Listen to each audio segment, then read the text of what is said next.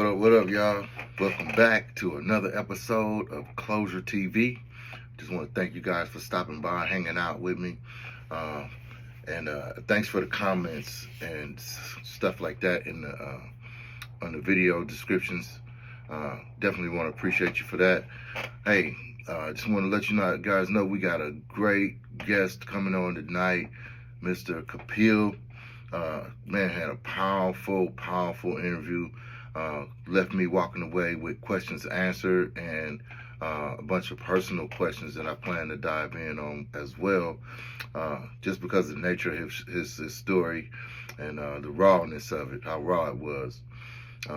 Actually ended up asking myself, uh, like, what is it that we really living for? You know, at the end of the day, beyond the material things and the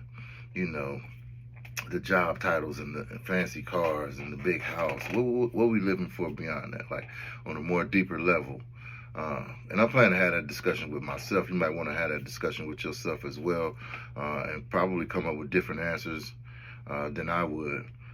Definitely feel free to share. And I would love that you like, comment, subscribe to the channel, and share far and wide to the people that you got have in your circle that you feel like a benefit from the information that we're providing. And once again, hey, I definitely appreciate all the support. Any content related suggestions or topics that you might have questions about or something like that, let me know. Let me know. We're trying to grow. We're trying to build as a community. But other than that, without further ado, we're going to roll the info.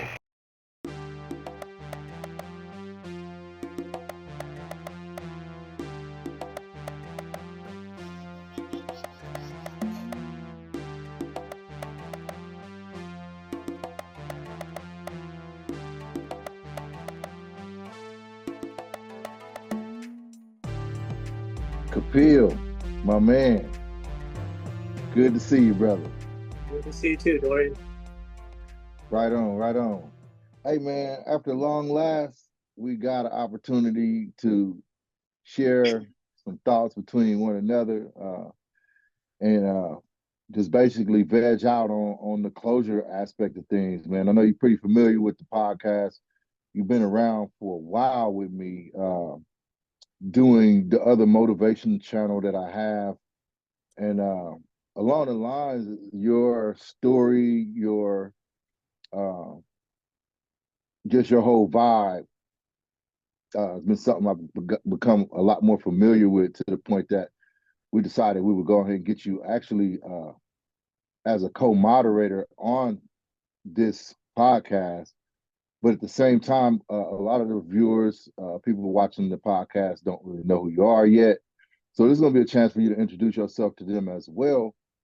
But we're going to double it up as a full-fledged Closure TV interview too. How you doing? I'm actually doing pretty good. Like I've been just at peace with myself lately. Like I haven't been too out of like myself. You haven't been too out of yourself? Yeah, like I usually like I would spend a lot of times like thinking about a lot of things, and now I'm like I don't really need to think about a lot of things that don't have any like power over me. Like I'm doing more action than I'm thinking about things. Oh, so basically that's saying like you kind of let procrastination go out the window and you just got your foot on the gas. Right. Okay. What does that look like on a day to day? I mean, it's simple. Like I don't try to do too much. Like I was thinking, like when I was in my head a lot, like I would think about all kinds of things, right? But like I want to do this, and this, and that. And now I realize, like, if I start with one thing, and as I go, I'll add another thing. So like I'm now like I'm consistently going to the gym and working out. I mean that's like just that's just given. Like it's regular. Like that's what I have to do that. Work obviously, and then now like I'm taking a course, and then that course I'm doing at least like once or twice in a week, um, consistently, and I'm adding little things as I go. I don't need to spend all day into things. Um, you know, I can I can spend a little bit of time into every little thing. Right, right. So kind of some moderation going on, uh, but keeping the ball rolling. Right. Do you get off into politics or anything that stuff that's going on in the news? What's something that's going on that you've been kind of paying a lot of attention to lately? I mean, I haven't been that much paying attention to the politics. Like I know that, you know, we got two presidents or two, one ex-president and another president that's up. It's just, but to me, I haven't been following too much about it because I feel like it's the same stuff going on and the same thing. There's not really big changes that are happening. Yeah, not really big changes. What is something that you could see being excited about if they were willing to change it? They were talking about changing it. I mean, honestly, like I wouldn't think that anything really is going to change unless like our government actually does something where we reset the whole government. You know, Mm. because like really like it's controlled by not just it's not the presidents. They're just there to like voice what's behind them, that's backing them. They're not there to what they say. That's not what they're there to do. They're only doing what they're told to do. So what's something that they could change that would make you feel better about the policies or whatever? What's something that's affecting you that you could wrap your I mean, mind around? Hey man, if they change that, what's up? That'll be good. they need to work on a lot of things. Like our country is kind of broken. We all know it. You know, there's a lot of homeless people out. Mm. I saw something in the news the other day, like for California, there was like $1 billion missing that they gave to all these nonprofit organizations to help the homeless, to give them shelter, and they can't seem to audit them for where the money has went. But they know they allocated it for that. They sent it out for that, but they don't know where the money is at. Like where did they put it? Where did they give it?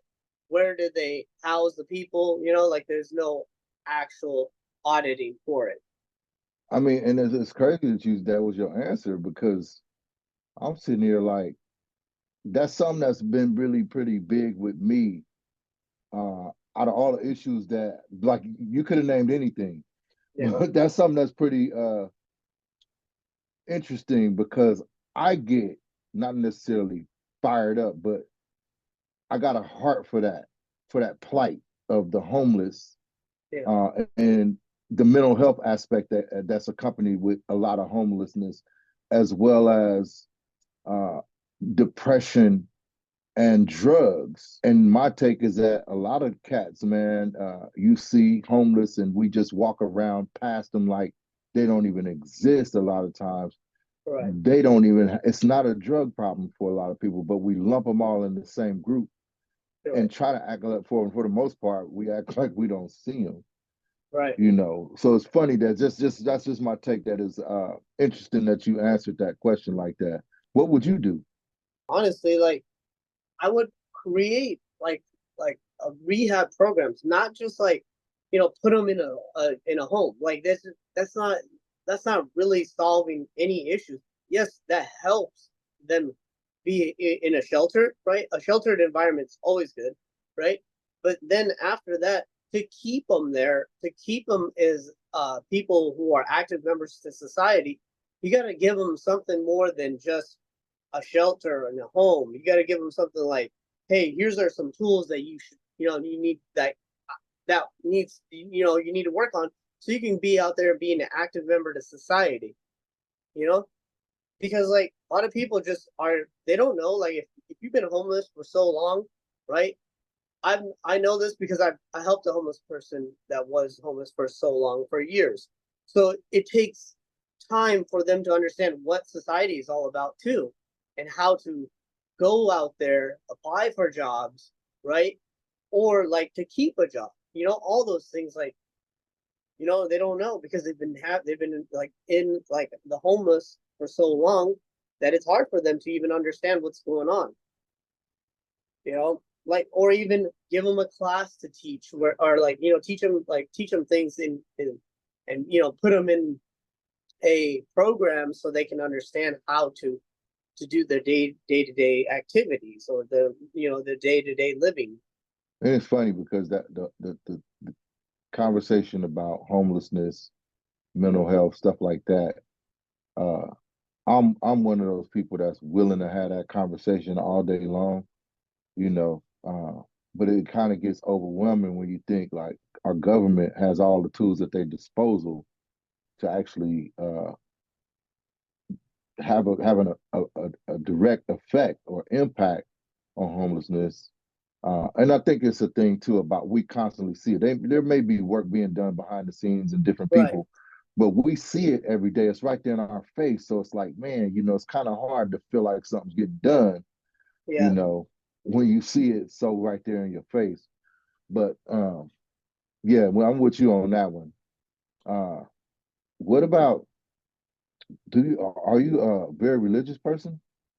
I'm a spiritual person.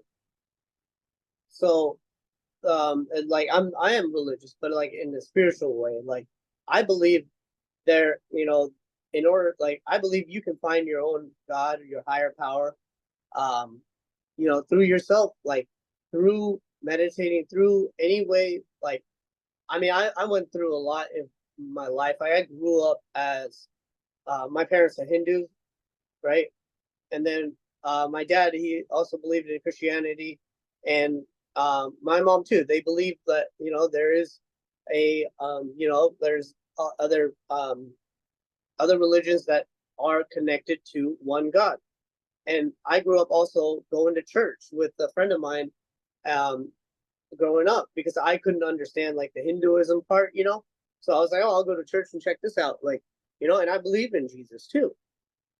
So I'm Mhm. very spiritual when it comes to religious, because like everyone should be able to find their God the way they want to find them. You know, Right. I mean, it's up to you and to decide like what's good and what's wrong, what's good and what's bad. Um, and and you'll know it. I mean, deep down inside your heart, you'll know what's right and wrong. I mean, within reason, you know what I mean? I don't know, bro. I just think that it's so much of a misconception about religion and stuff like that. Uh, Even the people that got it figured out, uh, in a lot of instances, they turn out to be hypocrites, or they Right. make themselves out of hypocrites. You know what I mean? And so it's sad to me in a way, but I understand that to be the way it was designed. So like what it is like when you do get like that connection with God, right? Because like some people really do have that gift, and what happens to them is the ego get grows while that happens too, but then it makes like you get to a point where you're like, oh, I know what to do now. Like but then you start playing God, and that's where God gives you back the wheel and says, you try doing that and then see what happens. Right. And then that's when it blows up in their face and they become hypocrites. Right. We're only human. We're not God. We're only human. We make mistakes. Like I've done some parts, like I've done some things where I thought, I was like doing all the right things, but then bam, it hit me too, where I thought and I realized I'm playing God. And it humbled me though. It really did humble me, because then I realized like I don't need to be doing that. I give it to him. He takes care of all the heavy stuff. I don't need to carry the heavy stuff. That's not my job. All I got to do Mhm. is just say, hey, I'm only human. But this is what worked for me. And this is how it's working out. What is it that you feel like is not your place when you say playing God? So what is not my place is telling them who they should believe in. Like if they want to believe in Allah, if they want to believe in Jesus, if they want to believe in Krishna or Buddha, it's not my place to say, oh no, this is the only one. I found them everywhere. Okay. Okay. You know, Yeah. if I find them in you, you know what I mean. There's parts of God. I mean, there is God in us, right? So you Okay. can be a religion yourself, but I mean that you don't want to do all that because then you have a lot on you, right? A lot of people will start following you. What's a narrative that you hear or that's, you know, ringing in the airwaves today that you could really do without? Something that you hear or something that's common that people are doing or saying, or what's something that's going on in society that you just like, man, I can do without that. What do you mean, like what's going on right now? Yeah. I don't know. I mean, honestly, like I don't really like try to follow what the world is doing, and it's like I don't know how to explain it. Like it's more like I try to just do what I need to do, you know? Like what's the important part here in our lives here? Like to make sure that we leave something behind that is like a that's gonna put a mark in our system, in the world, like in a good positive way, not something that like what like people are like thinking what that's cool at the time, like oh yeah that like the, it's just like things that are materialistic things. Like I used to look at things like, oh man, I need to have this, I need to have a house, I need to have a car, all those things. Like now I can see my life now is that those things will naturally come if I really wanted them, they'll naturally come. But what's really important is that my relationships that I have with like God, and then people like you, people like who I meet in my family, that those are the ones that are gonna understand that damn, like he did everything and he got everything, and on top of that there was relationships were solid. You know what I mean? Mm-hmm. Because if I'm going to go and get all my stuff and like I'm like burning through people to get to where I need to get, right? Ooh. Now I'm just a shitty person and everyone looks at me like I'm just that guy.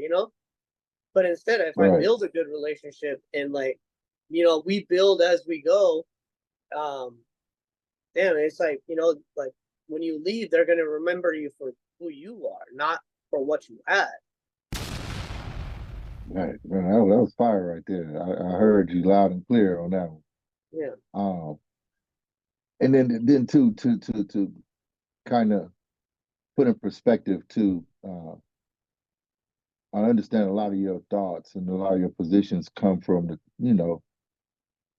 you're a caregiver in a sense that you're looking to provide and have an impact in people's lives.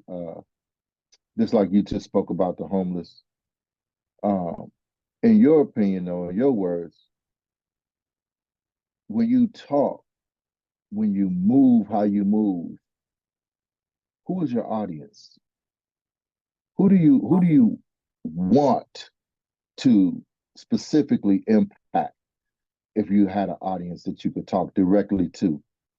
Honestly, I would want to talk to the younger generations because like they're the ones that's gonna have to take on like what's gonna happen if things go bad, right? They won't know exactly what to do because they don't know how bad it is, you know, until it gets to that point, and then it's like they're going to be lost. Mhm. So my audience, I mean, I do want to help the people that are also still struggling, they are struggling with addiction, they're struggling with like just trying to get through day to day, because sometimes it's hard when you even when you not even like addicted to anything, or you're just like trying to make ends meet for your family or whatever, and it's like everyone's there. It's just like this well, our society has just taught everyone like to like just get in this rat race, and then you know, um, collect as much as you can and pay off all this debt and add more debt, collect more debt, pay debts. It's just like, why not? Why live? Why? And then go live on your own, right? Like, why not live together and like in a community, help each other out. When things are rough, like reach out to people. The other people help you out, and it just goes around like, and it comes around. You make me feel like you feel kind of some type of way about having experienced life and seeing that in life. That you know what I mean? Like you're uh just like the rat race, like you spoke about. Right. How does it make you feel that you had to endure that? Because that's a issue of closure. You get what I'm saying? Yeah. How did that make you feel? Well, what it made me feel is like I didn't know I was in it at first. Right. You Right. know, Okay. Yep. and then you're in it, and then the debt starts, piling up, and then you're like, oh, I need more. I need to make more so I can clear this debt, and I want to do this now. So I need to make more and clear the and make. So then I was like, dude, and then I lived it for so many years, and I never seemed to got out. I never seemed to get out of it. Like I was like, why? It's just for 10, 15 years I've been just in this like, don't have a house, didn't have a house, and all this other things, right? Now I'm like, why am I worrying myself about all this stuff? You know?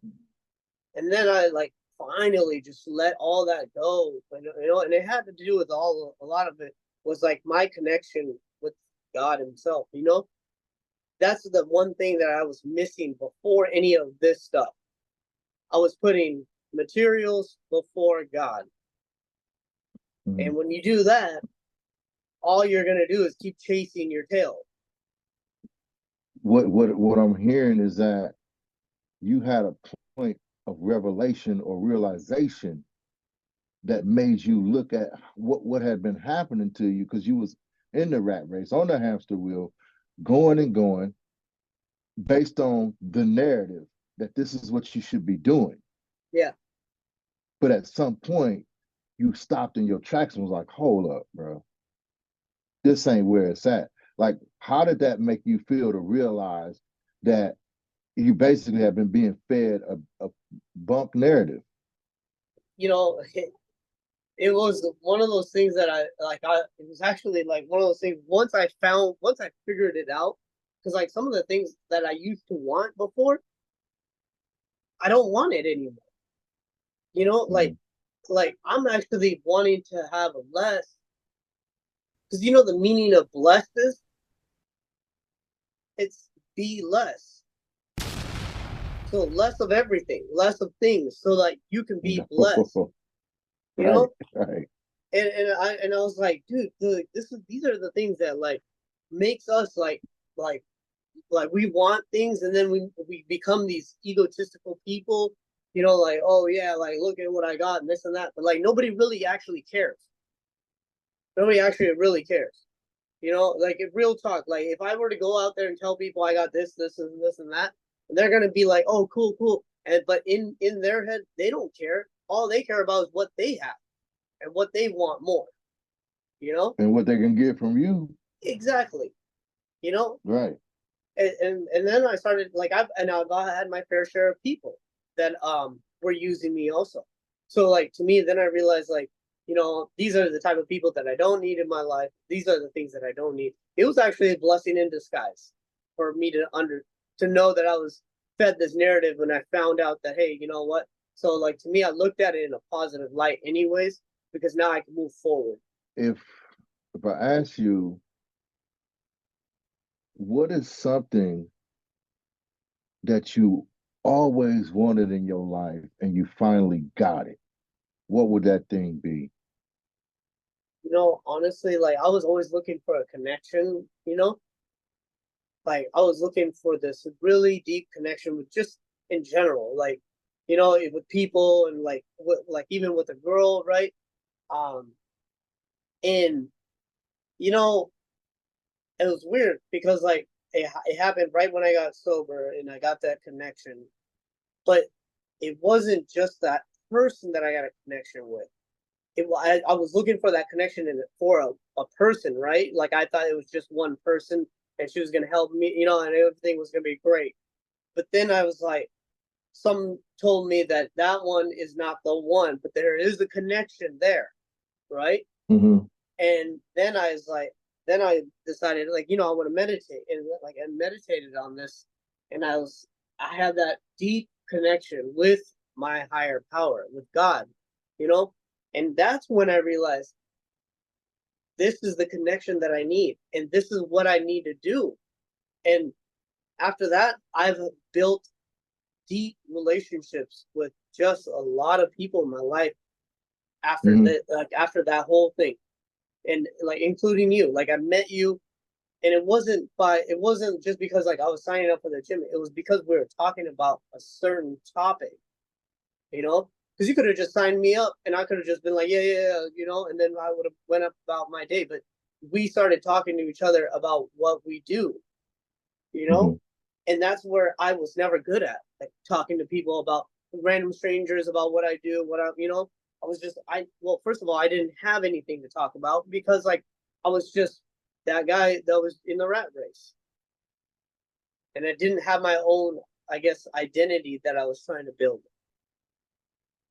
So how long would you say you were searching for that connection A before it lot, finally happened for you?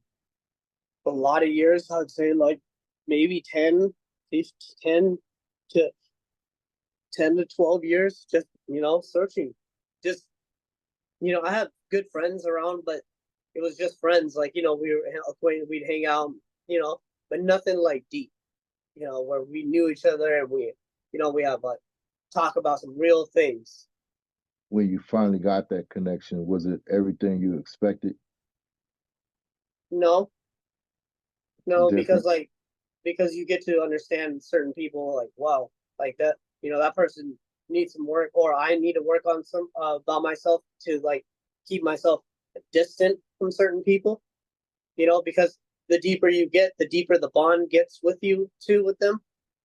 So it goes both ways. You feel for them, but then they keep hurting you too. You end up getting the connection, but it wasn't in the form that you thought it was going to be. Right, right. When you got what you thought you wanted, you realize it wasn't really what you wanted. No, Right. right, right. Okay. I think I'm following where you're going with that. I think I'm following you. How many brothers and sisters you got? I got two sisters. Older, younger? Both of them are younger. Okay. Okay. So you're the big brother. Yeah, I'm the oldest, but I acted like the youngest. What does that mean? I've just always acted like I was just the youngest. Like I don't know what it was. Like I always got I was the black sheep of the family. That's what we could say. Where did the black sheep come from? When did you realize that you was the black sheep? Um, I think it was like in high school when I started to like be angry. I got in trouble everywhere I went, and I wouldn't go to school at times. And it just was like it was all downhill for me. Like during my high school years to for like up until my like 2 years ago. Like from high school on, just was getting in trouble all the time. Like it would be every like 1 or 2 years I would have like a clean year, be right back doing the same shit. Were there a reason for the anger? You know, I had a traumatic experience as a kid, but I don't know if that was part of my anger. Maybe it was. I can't, it's just it doesn't. There's a combination of things of who I was as a kid. Like I grew up in a household where parents argued and fight all day long. So like to me, chaos was normal to me. I also didn't live in a Mm. house. I lived in like a hotel motel environment. So like it was never like a peaceful situation. Like, we don't like there's no peace there. It's just things are going on. You don't go to sleep on time. You go to sleep when it's whenever you feel tired, I guess, you know? And it was just like, I don't know. I mean, it was different growing up. Like I can see back now that like, damn, like that's not normal, you know, to like go to bed at like 12 o'clock in like your childhood years, you know, like when you're going to like middle school, you know. But it was So that's goes just that what far life back? was, huh? It goes that far back, like the Oh yeah, I grew up in the hotel motel environment since I was a kid. Like I got out like after I was like 19, 20, and then I finally lived in an apartment, you know, and then like a house when I was 21. so yeah, you carried a bunch of anger around with you uh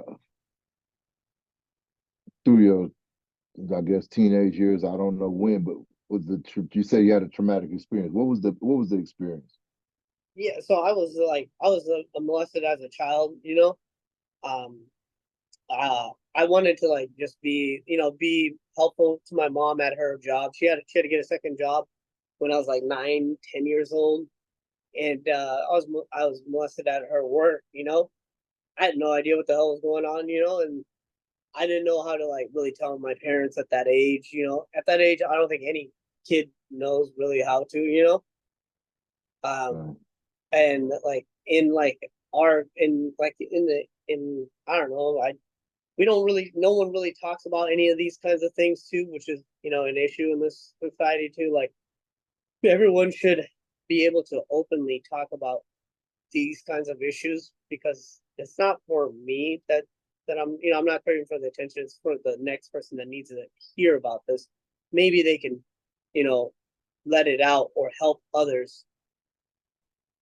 so you said we don't talk about it. Were you referring to people in general, or your culture? My What? culture doesn't. That's for sure. They are very like closed on those things.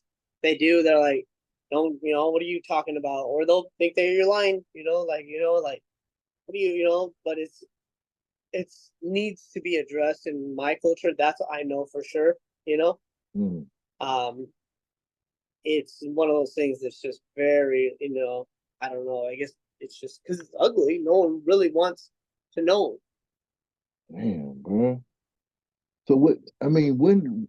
At what point did you realize that something was wrong? When I started drinking like crazy, like when I started drinking at a young age, you know, and like, um, you know, I would be that one, you know, I would be that drunk guy, like really just, you know, inebriated, you know, oh, you know, but like really, like there would be flares, it'd flare up, like, you know, I'd be pissed off at people because like I don't know how to deal with my own emotions. Right, but what the emotions and the drinking was a byproduct of the Right, trauma.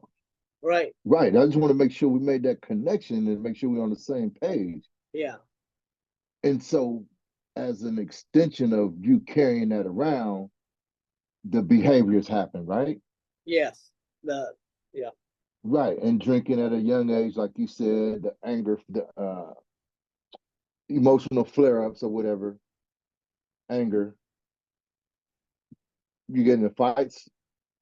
You know, honestly, like, yeah, but not like all the time. Like I wasn't like picking fights. I was more like shit talking them. Like really like getting in their head like shit talking, you know? Right. You know, like to the point where it affected them like mentally, like, you know, because I knew I what to mean, say and how to say it to people at times. right. Okay. You know? I didn't see that one coming. I've never seen that. I've never seen that side of you. Don't show it to me, dude. I don't want to see it, bro. Right. But I mean, good on you, man. For I mean, like, at what point did you um start to connect the past with your behavior and decide to do something about it, to change, or uh, has there been closure because of the situation? It's crazy because like when I was younger, like I knew that like I needed to forgive that person, you know? So I really did do that because I read the Bible and I knew like forgiveness is not just for me, I mean it's not for just them, but it's for me, you know? And so like just like about like 2 years ago when I got sober um with alcohol, I was going through a rough patch because years of drinking, like, my emotions were going up and down everywhere I went, you know? Hmm.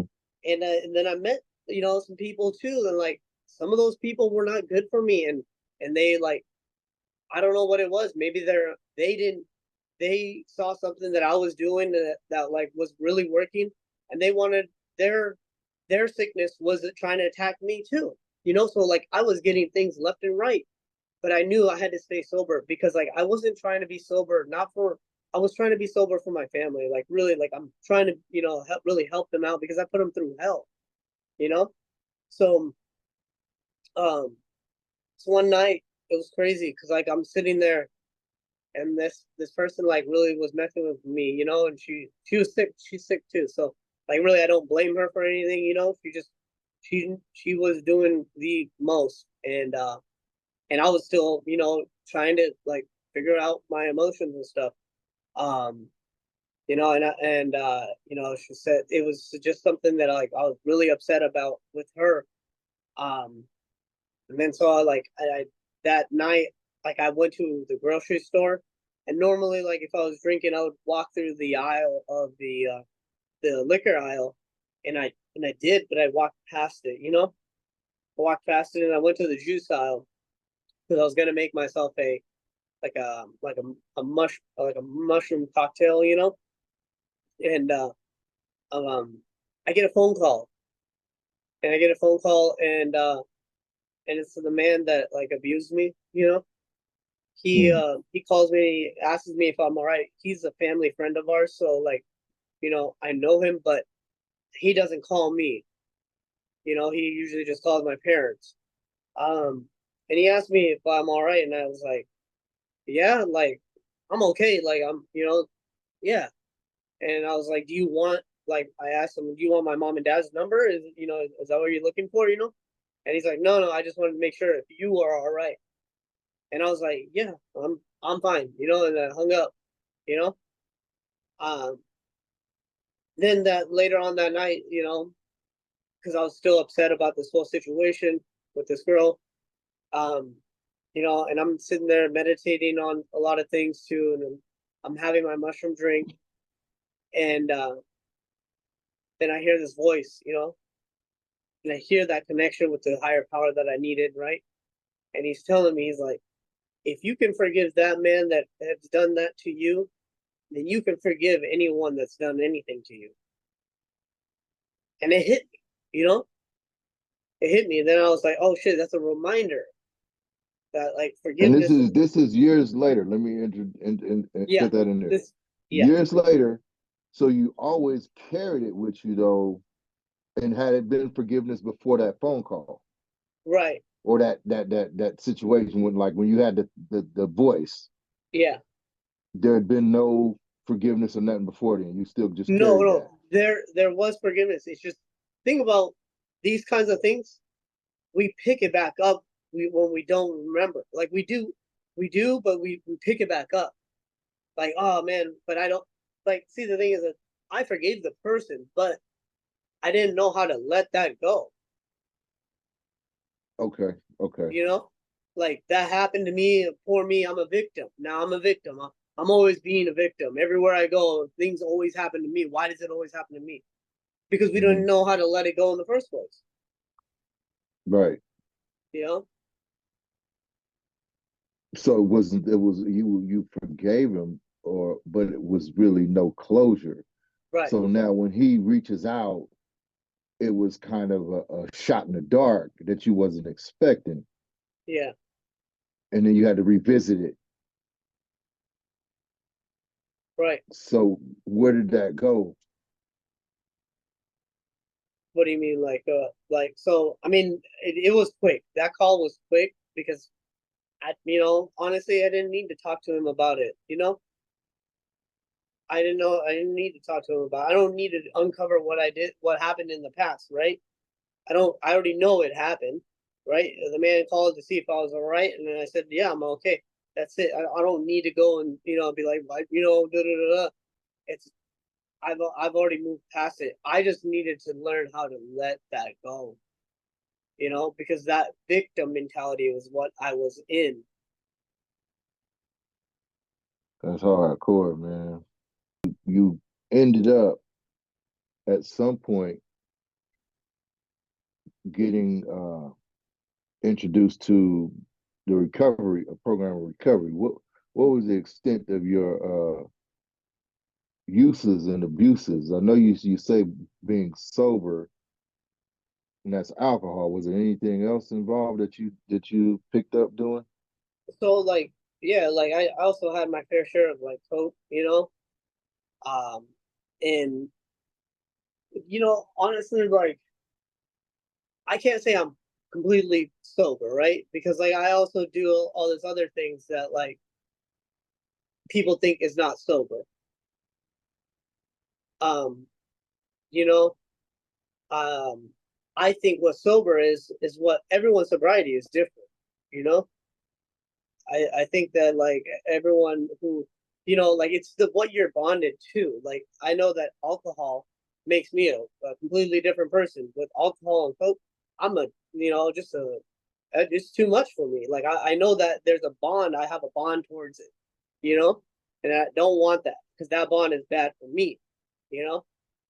But if I were to smoke weed today, which I know I don't have a problem with it because I don't like to smoke weed, you know. Mm-hmm. Um, but to me, like I found sobriety through even like, or I didn't find like what I found was that even mushrooms helped me with the connection that I had, like those are that it was a spiritual tool that I was using, you know, and it helped. It helped me, and it helped a lot of people, not just me.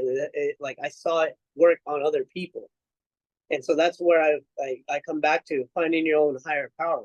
Finding your own God. And I like that too because I'm familiar with that part of your story, so to speak. And I identify with that, bro. Like, I got my past with drugs and stuff like that too. And people will have their version of what you need to be doing. That's the bottom line. Yeah, And so, uh, once again, it's all about how I come to grips with my reality that really matters. And it sounds yeah, like you pretty much got a firm understanding of what that is for you, you know. And I give you props, but I mean that's a shot to the people that's listening to the podcast that may have been uh, presented that question: Why you doing this or why you doing that? And I feel like it's not until you truly identify who you are that you can answer your question honestly and truthfully and let it just ride. yeah, Whether a person who no, don't matter the significance of the person in your life, don't matter if they didn't even know you at all, you can say your truth and stand behind it because if it's true for you, it's true, right, right? I know the truth don't have a place sometimes, right? In yeah, certain situations, the truth is worthless, right, right? But if you're choosing to be honest and this is your reality, what I feel like we do a lot of times is hide behind the truth and our reality to make somebody else feel good, to fit in. Now you go down that little path. I'm right, trying to fit in, I'm trying to be validated, and the rest of the above. So I don't want to say nothing out of step with what I believe gonna make you like me yeah, or you accept me, right? And right, so that's just a little slippery slope that we voluntarily jump on a lot of times, and those are the earmarks of that decision making. I'm gonna do this really is happening because I want this girl to think I'm cute. Because I want, you know what I mean? I think this is Right. gonna give me a better position at the job. Like it's different stuff, but that's about the hit to it. And once we really get a firm grip on who we are, we find it's no longer necessary to put that burden on ourselves to basically make a fool of ourselves for this next person, you Right. know, unnecessarily. Like to me, like what you're saying is like like I don't want to conform to people around me. I want to be able to be me as who I am. So if they don't like it, that's on them. Like I can't change the way they feel about themselves about me. No matter what. Like I'm not gonna sit around and like fabricate who I am to your liking because how am I Right. supposed to like really like overall objective of doing anything in our lives, right? Is to try to help someone and move on and like do things that are positive in our lives, right? Not like just unless you want some. I mean, some people are just very, very selfish, so they just want to take, right? But for me, it's like I want to give and help because I believe in what you give out, you will give back. And Mm-hmm. if you do it the right way, and I mean, obviously, don't sink yourself, but give enough to where you can live and help others. But if I'm conforming to you, that means that I won't be able to be the most maximum potential of who I am as a person. Why do you feel that's important? Um, because like I mean, how how often do you really run into people who are really real with you? It's like it's getting worse and worse now because like I think that a lot of people believe in their head this lie that what society should think of them because we're so programmed. Everyone's programmed now, like in a different way though. And not you don't run your own program. It's what you program yourself with by what you see on your phone, what you scroll, what you like, you know, and then you get programmed by that. I use a different word for programming, but it's the same thing. I use conditioning, Yeah, yeah, right? And I probably can go on for a while with that whole uh conditioning, that word, you know. But it's fair, like you said, programming, you know, and yeah, we do that. It's almost uh like second nature. yeah. Like the other day, just like off a little off topic, but like the other day, I was just thinking like I was on my Instagram. I had to shut it down. Like I had to really get off the Instagram and like the Facebook, right?